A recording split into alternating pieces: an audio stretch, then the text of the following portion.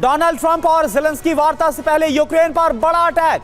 Ukraine के कई शहरों पर रूस ने किया है एक साथ हमला।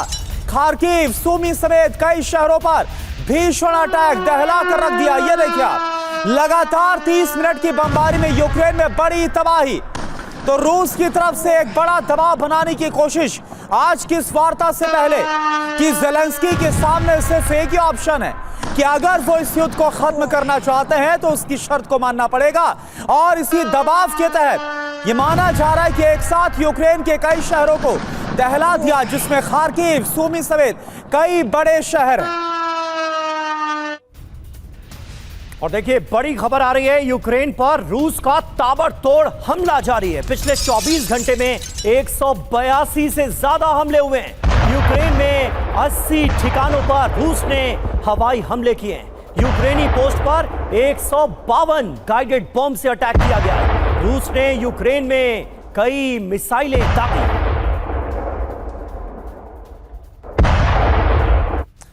और एक और बड़ी खबर, यूक्रेन के ओडेसा पर रूस ने एक और बड़ा हमला कर दिया है। 25 शाहेद ड्रोन से ओडेसा पर हमला।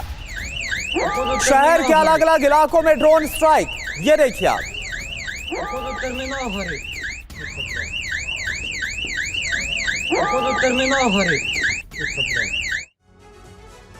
और देखिए अहम खबर, पोर्ट सिटी ओडेसा पर रूस का विध्वंसक हमला। रूस ने यूक्रेनी ऑयल डिपो पर किया अटैक। रूस ने ऑयल डिपो पर दागे शाहेद और केरान ड्रोन हमले से ऑयल डिपो में लगी भीषण आग।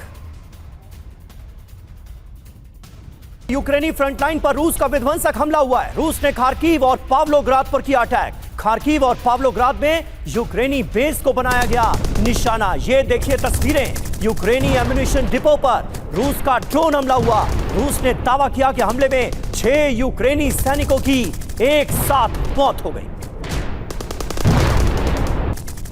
और इस वक्त की 3 बड़ी खबरें तस्वीरों के साथ आपके सामने हैं। ओडेसा पर रूस ने बहुत बड़ा हमला किया है। शाहेद और ग्रैंड ड्रोन का इस्तेमाल किया गया है एक बड़े हमले को अंजाम देने के लिए। ऑयल डिपो में कैसे भीषण आग लगी है, ये आप तस्वीरों में देख रहे हैं। वहीं खार्किव और पावलोग्राद पर भीषण अटैक हो रहे हैं।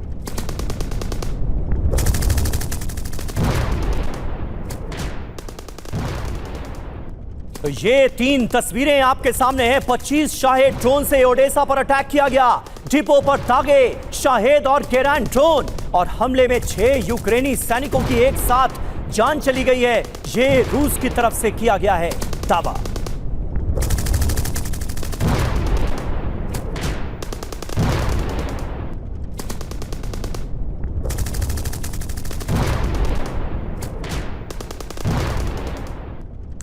तो देखिए आप, एक साथ कई शहरों पर ड्रोन के साथ अटैक किया गया।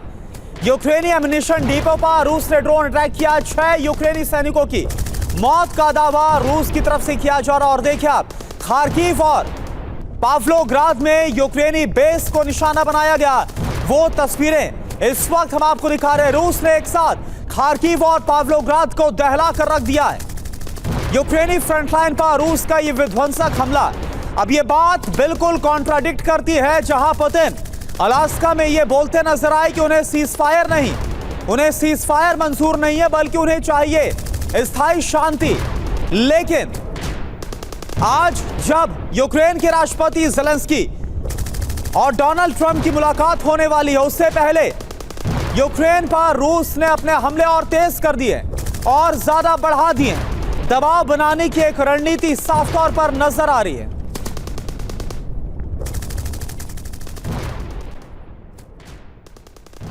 और हमारे साथ तमाम खास मेहमानों का बड़ा पैनल मौजूद है। मेजर जनरल अश्विनी सिवाच हमारे साथ मौजूद हैं, मेरे सहयोगी मनीष झा मेरे साथ मौजूद हैं, निनाद सेठ हमारे साथ मौजूद हैं, विदेश मामलों के जानकार हैं, और प्रोफेसर संदीप त्रिपाठी भी हमारे साथ मौजूद हैं, कैप्टन श्याम भी हमारे साथ मौजूद हैं। लेकिन मनीष, सबसे पहले मैं आपसे जानना चाहूंगा, ये जो तस्वीरें हमने दिखाई, मैं चाहूंगा एक छोटा सा रिएक्शन आप इस पर दें। एक तरफ शांति वार्ता आगे बढ़ती हुई नजर आ रही है, माना यह जा रहा है कि बहुत सारे बड़े मुद्दों पर रजामंदी हो गई है, आज की मीटिंग में उस पर एक फाइनल मुहर लग जाएगी। और दूसरी तरफ ये तस्वीरें जहां पर मैदान जंग में बारूद बरस रहा है, तबाही जारी है, कैसे देखा जाए?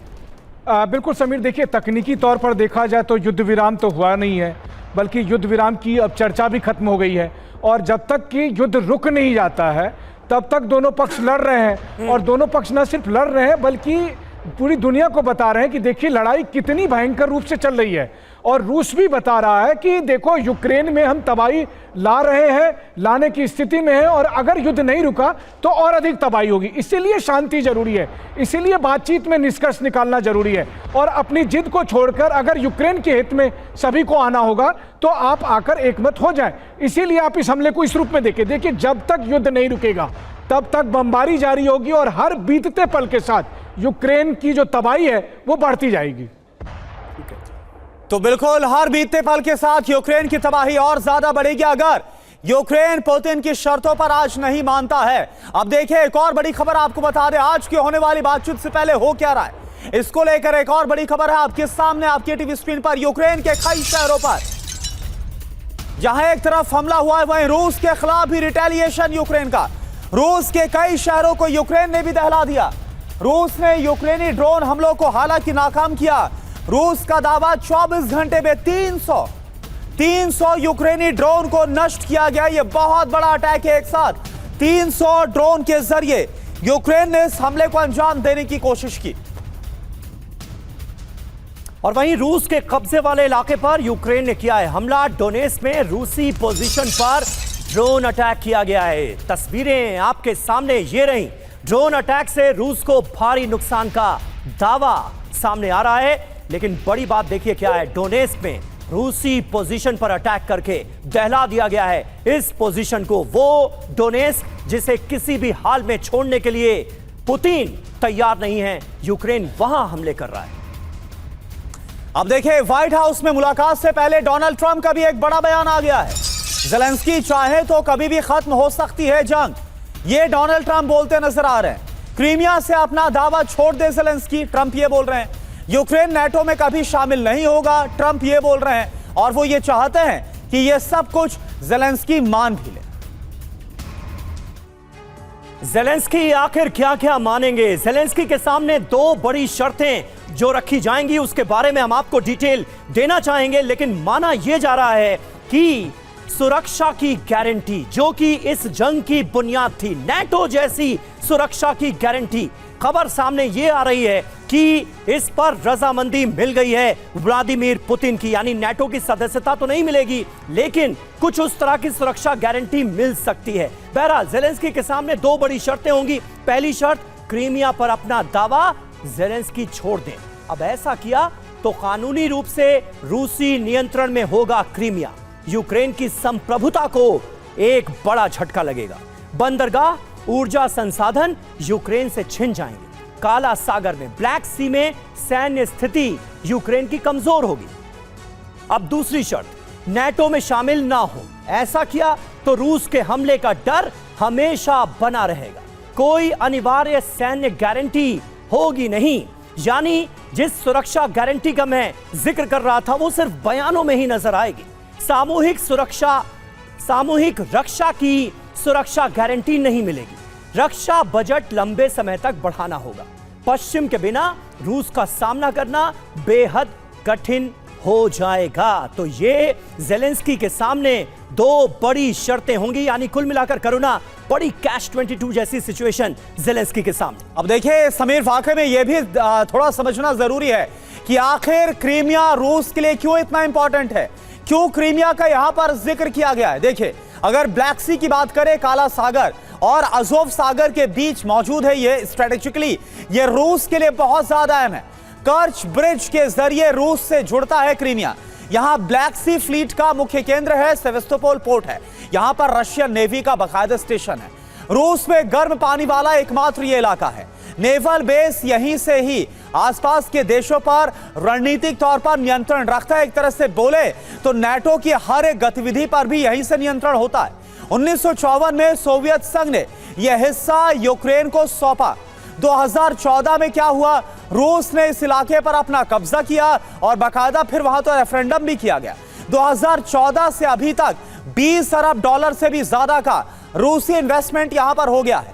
2022 में यहीं से यूक्रेन के खिलाफ बड़े ऑपरेशन को अंजाम दिया गया है। तो ये दो बड़ी शर्तें हैं जिसके आधार पर ट्रंप चाहते हैं कि ज़ेलेंस्की उनकी बात को माने। जी हां, तो कुल मिलाकर देखा जाए तो क्रीमिया रूस के लिए कितना अहम है यह भी हमने आपको बताया, और क्रीमिया को लेकर कहीं ना कहीं ज़ेलेंस्की को एक बड़ा झटका लगेगा ही लगेगा, ये बिल्कुल तय। जानिए कैप्टन श्याम, किस तरह से आप देख रहे हैं इस डेवलपमेंट को, और क्या इस महा मुलाकात के बाद जो आज होने वाली है कहीं ना कहीं रूस ही बढ़त लेता हुआ नजर आएगा, रूस का पलड़ा भारी नजर आएगा क्या? देखिए, इस लड़ाई में पिछले 3.5 साल इसलिए हुआ है कि रूस का पलड़ा लगातार भारी रहा है जी। ये वर्ल्ड ओपिनियन बन गई है कि ये प्रोवोक किया गया रशिया को ये कदम उठाने के लिए, वरना वो क्रीमिया पर अपनी पकड़ रख के सामरिक दृष्टि से ब्लैक सी और डार्डेनल्स की खाड़ी होते हुए मेडिटेरियन में उसने अपना प्रभाव बना लिया था और वो अपना काम कर रहा था। लेकिन ये जो नाटो की एक्सपेंशन पॉलिसी है, 2006 में अफगानिस्तान में जाके नाटो के साथ लड़ा, यूक्रेन लड़ा जाके, और 2004 में भी समझौता किए। आपको ये भी जानकारी होनी चाहिए, प्रोवोकेशन का अगला मुद्दा यह है कि पिछले फरवरी में 16, 23 और 24 फरवरी को इटली के साथ, डेनमार्क के साथ, फ्रांस के साथ, जर्मनी के साथ इन्होंने बायलैटरल डिफेंस कॉपरेशन का समझौता किया है यूक्रेन ने, और अमेरिका के साथ यूरो अटलांटिक इंटीग्रेशन का समझौता है। और यह समझौता जो मैंने कहा यह 10 साल का है, तो यह नाटो की गारंटी कैसे सुरक्षा का होगा? इन्होंने तो उनके साथ पहले से समझौता कर रखा है, तो ये सब समझौता क्या खारिज हो जाएगी आज के इस मुलाकात के बाद? ये सारी चीजें पृष्ठभूमि में है, बड़ा कॉम्प्लिकेटेड मैटर है। और अब जो देखिए, पोप ऑर्थोडॉक्स चर्च की भी बात कर दी जाके अलास्का में, पुतिन ने वहां भी जाके पायलट्स को भी माला चढ़ा दिया, वो पोप को भी जाके सहला चुके हैं पैर उनका, मानवता की बात करते हैं। एक चिट्ठी भी मिली है, और दूसरी बात भी कह दूं मैं, ट्रंप की वाइफ ने एक चिट्ठी भी दिया है उनको अलास्का में कि बच्चे जो किडनैप करके रशियन लैंग्वेज पढ़ा रहे हैं, जापोरिजिया या खेरसन या जो रशिया भाषी जगह है, ये उन्होंने ले लिया है क्रीमिया। ठीक है, यानी कुल मिलाकर naval captain Shyam Kumar sir, जितना आसान इसे दिखाया जा रहा है, समझाया जा रहा है और बताया जा रहा है, हालात उतने आसान है नहीं, बहुत ज्यादा कॉम्प्लिकेटेड है। एक या दो मुलाकात से सब कुछ सॉल्व नहीं होने वाला। एक और बड़ी खबर, रूस के रियाजान में यूक्रेन का ड्रोन से अटैक हुआ है। यूक्रेनी हमले से रूसी वेपन फैक्ट्री में बड़ा धमाका हुआ। यूक्रेनी हमले में 14 की मौत हो गई है, 149 से ज्यादा लोग घायल हुए हैं। मलबा हटाने में इस वक्त जो रेस्क्यू की टीम है वो लगी। और ये देखिए, आप तस्वीर भी हम आपको दिखा रहे हैं जहां पर यूक्रेन की तरफ से अटैक हुआ। ये जो आप देख पा रहे हैं, दरअसल ये रूसी वेपन फैक्ट्री है, यहां पर धमाका हुआ है यूक्रेनी अटैक में। और इस हमले में अभी तक की खबर ये कि 14 लोगों की मौत और 149 से ज्यादा लोग घायल। और वहीं एक अहम खबर यूक्रेन के खार्किव से आ रही है। यहां रूस का बहुत बड़ा हमला हो गया है, और खास बात यह है कि यह रेजिडेंशियल इलाका है। खार्किव के रिहायशी इलाके में यह बमबारी की गई है। ये देखिए तस्वीरें, हाहाकार मचा हुआ है इस वक्त। रूसी हमले में कई रिहायशी इमारतें क्षतिग्रस्त हो गई हैं। खार्किव में एक बच्चे समेत 3 लोगों की मौत की शुरुआती खबर आ रही है। तो देखिए, खार्किव में जो अटैक किया गया, इसकी एक और तस्वीर आपको हम दिखाते हैं। हाई राइज इमारत पूरी तरह से कैसे क्षतिग्रस्त हो गई, वो तस्वीर आपके सामने। ये देखिए आप, इससे पहले एक तस्वीर हमने आपको दिखाई जहां पर ये इस इमारत से आग निकलती हुई नजर आ रही थी। इमारत की कई मंजिल में आग लगी। खार्किव में 6 बच्चों समेत 17 लोग घायल हुए। तो ये देखिए 2 तस्वीरें खार्किव अटैक के बाद का मंजर। और अहम खबर, ट्रंप ज़ेलेंस्की मुलाकात से पहले नाटो की बैठक को लेकर भी है। नाटो नेताओं से ज़ेलेंस्की की वर्चुअल मीटिंग हुई है। वर्चुअल मीटिंग का आयोजन फ्रांस के राष्ट्रपति इमैनुअल मैक्रोन ने किया। न्यूज एजेंसी रॉयटर्स के हवाले से यह खबर सामने आ रही है। मैक्रोन ने एक वर्चुअल मीटिंग की है जिसमें यूरोपीय देशों के नेता ज़ेलेंस्की के साथ मौजूद रहे। और देखिए, एक और बड़ी खबर इसी को लेकर, वर्चुअल बैठक में ब्रिटिश पीएम सर कीर स्टारमर, इटली की पीएम जॉर्जिया मेलोनी भी शामिल। जर्मनी के चांसलर फ्रेडरिक मर्ज, ईयू के अध्यक्ष उर्सुला वॉन डेर ने भी इस बैठक में हिस्सा लिया। ज़ेलेंस्की की वॉशिंगटन बैठक के लिए बाकायदा रणनीति बनाई गई है, या फिर यूं कहा जाए कि ये ज़ेलेंस्की को बता दिया है कि बिल्कुल भी झुकना नहीं है। एक और बड़ी खबर देखिए, मीटिंग से पहले ज़ेलेंस्की का बहुत बड़ा बयान। ज़ेलेंस्की ने कहा रूस की शर्तें मंजूर नहीं। ये ज़ेलेंस्की ने बोल दिया और यही शर्तें तो रखने वाले थे ट्रंप। जो अलास्का में बातचीत हुई थी जो तय हुआ था, लेकिन जो तय हुआ, जो शर्तें रखी गई है व्लादिमीर पुतिन की तरफ से, वो ज़ेलेंस्की ने पहले ही क्लियर कर दी है कि वो मुझे मंजूर नहीं है। और देखिए, जब ज़ेलेंस्की ये कहते हैं कि रूस की शर्तें हमें मंजूर नहीं, तो इसके पीछे एक बड़ा रीजन है। शर्तें मानी तो ज़ेलेंस्की का वजूद खत्म हो सकता है, ये साफ तौर पर कहा जा सकता है। और ऐसा हम क्यों कह रहे हैं, इसके बारे में आपको बता दें कुछ अहम डिटेल्स जो कि यूक्रेन के वजूद को खत्म कर सकती हैं। ऐसी ऐसी शर्तें रूस की तरफ से रखी गई हैं कि पूछिए मत। यूक्रेन की राष्ट्रीय पहचान इससे कमजोर होगी, जनता का ज़ेलेंस्की पर भरोसा और कम हो जाएगा। 42 महीने लंबी ये जो जंग चली है, इस लड़ाई का मकसद, मोटिव ही बेकार हो जाएगा। अंतरराष्ट्रीय स्तर पर ज़ेलेंस्की का समर्थन घटेगा, रूस बार बार नई मांगें करेगा और इसके लिए दबाव बनाया जाएगा। आंतरिक विरोध और प्रदर्शन भी तेज हो सकते हैं। ज़ेलेंस्की की राजनीतिक लोकप्रियता पर खतरा आ सकता है। सत्ता में बदलाव या इस्तीफे की संभावना बढ़ जाएगी। देश की सुरक्षा और स्वतंत्रता पर बड़ा खतरा पैदा हो जाएगा। नैतिक और राजनीतिक नेतृत्व की छवि भी टूटेगी। यानी कुल मिलाकर माना जाए तो अगर ये शर्तें मान ली तो ज़ेलेंस्की का वजूद ही खत्म हो जाएगा। और इसीलिए क्या ये बड़ा बयान सिवाज सर सामने आ रहा है ज़ेलेंस्की की तरफ से कि रूस की शर्तें हम किसी भी हाल में मानने के लिए तैयार नहीं। देखो, ये समीर एक चीज देख के करना पड़ेगा, क्या उसके पास ज़ेलेंस्की के इस कोई ऑप्शन है? उसके पास बहुत लिमिटेड ऑप्शन है। अगर वो ये नहीं मानता शर्तें तो फिर ये लड़ाई स्टार्ट रहेगी। अगर ये लड़ाई रहती है तो उसको, अगर आप नाटो और एक प्रकार अमेरिका हेल्प करता तो लड़ पाएगा। क्या इसके पास इतनी काबिलियत और क्षमता है कि जो इलाका इसने घुमा दिया है डोनबास का, जापोरिजिया, खारसन, क्या ये वापस ले पाएगा रूस से? वो तो नामुमकिन है। अच्छा, लेकिन सिवाज सर इस बात से तो इनकार नहीं किया जा सकता ना कि जब पिछली बार ज़ेलेंस्की अकेले मिलने गए थे व्हाइट हाउस में, तो वहां पर वो आंखें दिखाकर आ गए थे जेडी वेंस और डोनाल्ड ट्रंप को। इस बार तो यूरोपियन यूनियन के नेताओं का पुशअप भी उनके साथ है। हाँ बिल्कुल, आपने करुणा बिल्कुल ठीक बोला, इसमें कोई शक नहीं कि इस बार ज़ेलेंस्की अकेले नहीं है। यूरोपियन यूनियन के बड़े टॉप लीडर हैं, चाहे वो आप देखें ब्रिटेन के हुए या फ्रांस के हुए, जर्मनी के हुए, उसके बाद ईयू के हैं, नाटो के भी एक प्रकार से चांसलर हैं। तो मगर इसके बावजूद भी आप देखेंगे इनके पास ऑप्शन लिमिटेड है। अगर आप ये कहेंगे कि कुछ भी नहीं मानेंगे तो फिर ये लड़ाई लगी रहेगी। अगर ये लड़ाई रहेगी यूक्रेन कभी जीत नहीं सकता। तो गिव एंड टेक होगा। मैं एक बार समीर देखो, गिव एंड टेक होगा, कुछ लेना कुछ देना। मुझे लगता है कि कहीं जगह में इनकी एक प्रकार से आप सोचो कि कॉम्प्रोमाइज हो सकता है कि कहीं ना कहीं उनको एक सुरक्षा मिले, ऐसी गारंटी मिले जो कि आर्टिकल 5 नाटो जैसी है। यूक्रेन में एक प्रकार वो एडमिट नहीं हो पाएंगे, ये रूस की डिमांड है, इसको माना जाए। और डोनबास का इलाका हो सकता है वो कॉम्प्रोमाइज करें, जापोरिजिया और खारासन मिले। जो बात आप कर रहे हैं, कॉम्प्रोमाइज तो करना पड़ेगा यूक्रेन को, ये बिल्कुल साफ है। अब देखना होगा कि ज़ेलेंस्की किस हद तक झुकते हैं। इस महामुलाकात के बाद उनका क्या रुख होता है। इस बीच देखिए, रूस की ऑयल रिफाइनरी में एक धमाका हुआ है, और ये कहां हुआ है? वोल्गोग्राद में। वोल्गोग्राद की ये ऑयल रिफाइनरी है जो कि धमाका करके उड़ा दी गई। 2 दिन बाद फिर वोल्गोग्राद को निशाना बनाया गया है, इसे दहलाया गया है। रूसी रिफाइनरी पर ड्रोन से हमला हुआ, ये खबर है। रिफाइनरी के आसपास देखिए कैसे काला धुआं फैल गया है, तस्वीरों में सब नजर आ रहा है। और देखिए, जो पुतिन की शर्तें हैं, इसको लेकर टेंशन में है यूरोपीय देश। ये खबर आ रही है 87 साल के बाद यूरोप के लिए फिर से बड़ी अग्नि परीक्षा है। म्यूनिक जैसा समझौता दोहराना नहीं चाहता है यूरोप।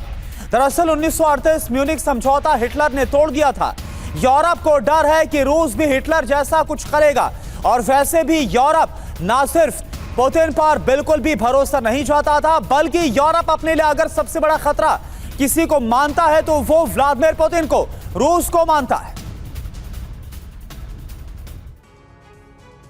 तो यूरोप का 87 साल पुराना डर रिटर्न्स कैसे, जरा समझिए। इसकी एक बड़ी वजह है। वो वजह क्या है?